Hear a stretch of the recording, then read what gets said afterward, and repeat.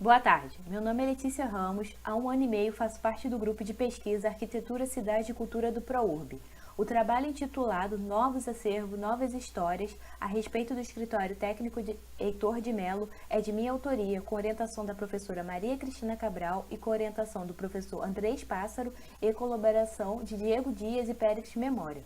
Esta pesquisa teve início em 2020, antes do isolamento social, e durante esse período tem sido feito um trabalho de organização dos dados.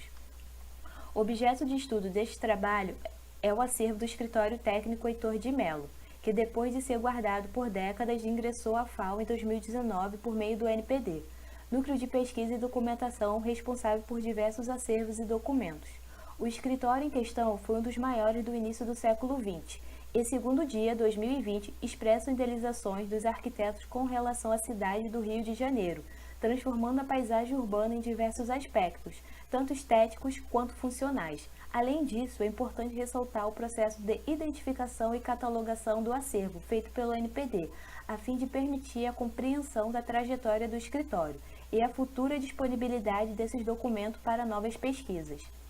O escritório técnico Heitor de Mello tinha como os seus principais arquitetos o carioca Heitor de Mello, o francês Francisco Couchet e o cearense Arquimedes Memória. Apesar de Heitor de Mello já realizar alguns projetos antes mesmo da sua formação em 1898, acredita-se que ele deu início ao escritório após esse ano. Em 1911, Arquimedes Memória vem para o Rio de Janeiro a fim de iniciar seus estudos no curso geral da Escola Nacional de Belas Artes. Ainda como aluno, foi admitido como auxiliar no escritório de Heitor de Mello, que também era seu professor. Apenas em 1918, após a sua formação como arquiteto, foi admitido oficialmente no escritório. 2 anos depois, em 1920, ocorre o falecimento de Heitor de Mello, e a fim de cumprir com os contratos anteriores, Arquimedes Memória e Francisco Couchet assumem em sociedade o escritório alterando o nome para Escritório Técnico Heitor de Mello, Arquimedes Memória e Francisco Couchet Arquitetos.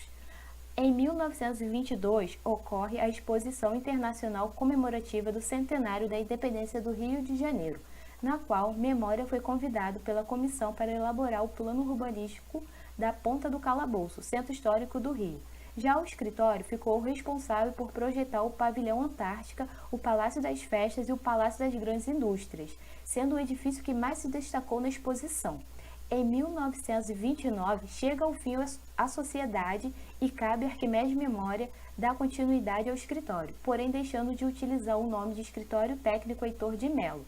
Ele abre um outro com seus filhos, denominado Arquimedes Memória e Filhos, LTDA. No entanto, não se tem registro de quando foi encerrado. Em 1950 e 1960, ocorre o falecimento de Francisco Couchet e Arquimedes Memória, respectivamente. Após o fim da sociedade Arquimedes Memória e Francisco Couchet, o acervo do escritório ficou sob responsabilidade de Arquimedes Memória e, somado a documentos pessoais, ingressou no NPD, através do seu neto, Périx Memória Filho. O acervo encontra-se atualmente em processo de identificação documental e ainda não se tem conhecimento de toda a documentação que faz parte dele. Porém, é importante ressaltar que durante seus anos de funcionamento, o escritório foi responsável por diversos projetos, incluindo programas institucionais, educacionais, residenciais, comerciais, urbanísticos, religiosos e entre outros. Muitos existem até hoje, alguns já foram demolidos e outros não chegaram a sair do papel. O diagrama a seguir apresenta parte dos projetos citados no livro Arquimedes Memória, o último dos ecléticos, de autoria de Périx Memória Filho, e que também fazem parte do acervo.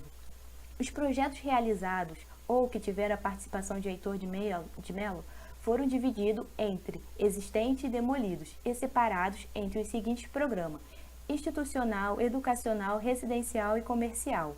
Entre os projetos institucionais na cor laranja, podemos citar o Conselho Municipal do Rio de Janeiro, atualmente Câmara dos Vereadores, e o Quartel e Delegacia de Polícia do Catete, ambos existentes até hoje. Na cor azul encontra-se os projetos educacionais, entre eles o Grupo Escolar Dom Pedro II, em Petrópolis, ainda existente. Na cor verde, os projetos residenciais, como por exemplo, a já demolida Casa de Antônio Alvarenga. E por fim, na cor roxa, o projeto comercial já demolido da antiga sede do Jockey Club situado na Avenida Rio Branco.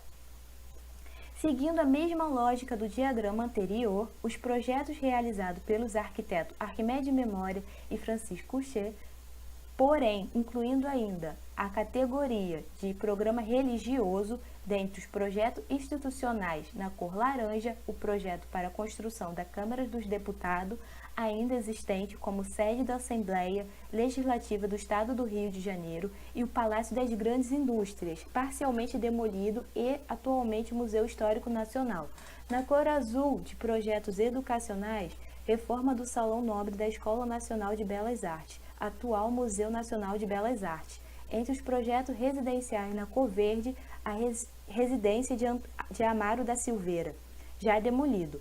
Na cor roxa, os projetos comerciais, como, por exemplo, o projeto para as obras das edificações do Hipódromo da Gávea existente. E, por fim, na cor rosa, a reforma do altar-mor da Igreja Nossa Senhora da Candelária, existente. Estes são alguns exemplos de obras citadas anteriormente, cujas imagens foram retiradas do livro de Pérez Memória Filho e de pesquisa virtual. Porém, no acervo encontra-se os desenhos técnicos das respectivas obras, assim como de muitas outras. Estes desenhos estão passando por um processo de catalogação, que será apresentado no próximo slide. Atualmente já foram catalogados mais de 1000 documentos e constatou-se que o acervo é quase integralmente composto por desenhos técnicos, como plantas, desenhos de fachada, cortes e plantas estruturais. Aqui é possível ver o processo de identificação desse arquivo documental, onde é feita uma ficha de catalogação, como se pode ver na imagem 1. A partir daí é analisado o estado físico do documento, onde eles serão divididos entre danificados e conservados. Dependendo do resultado da análise, o primeiro grupo é encaminhado para os técnicos de conservação e restauro do NPD, que é o caso do documento da imagem 2, e o segundo grupo segue para arquivação na caixa de arquivo ou para a mapoteca, como é o caso do exemplo da imagem 3. A identificação de cada documento é feita a partir de fontes primárias. Este é um exemplo de uma prancha presente no acervo, onde foi possível, a partir de análise de dados escritos no próprio documento, descobrir informações como o nome do projeto, tipo de desenho, a escala, se possui a assinatura do arquiteto responsável, assim como do escritório. Essas informações são importantes, pois são originais do projeto e confirmam o pertencimento do mesmo ao acervo em que ele foi colocado. A etapa seguinte trata-se de verificar se a edificação foi construída e qual o seu estado atual. Para projetos situados na cidade do Rio de Janeiro, essa verificação é feita por trabalho de campo in loco, podendo ser usada a ferramenta de pesquisa virtual quando for necessário, como, por exemplo, atualmente na situação de pandemia e em qualquer situação quando a edificação encontra-se fora da cidade do Rio de Janeiro. As imagens a seguir mostram o edifício da sede do Clube do Botafogo e Regatas, projetado por Arquimedes Memória e Francisco Couchet em 1927. A ficha de catalogação é necessária para registrar todas as informações identificadas a partir das fontes primárias e quais documentos estão presentes no acervo. Essa identificação é feita por meio de um código registrado, tanto na coluna de notação como no próprio documento de forma cuidadosa, para não danificá-lo.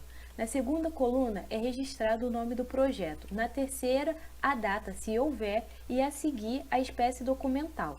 Na quinta, a descrição do documento, seguida do número de página, o seu invólucro e, por fim, a sua localização. Percebe-se, portanto, que todo esse processo é necessário para garantir a organização e a preservação de cada documento e a fim de assegurar que esse acervo possa ser utilizado para novas pesquisas e projetos, formando novas histórias.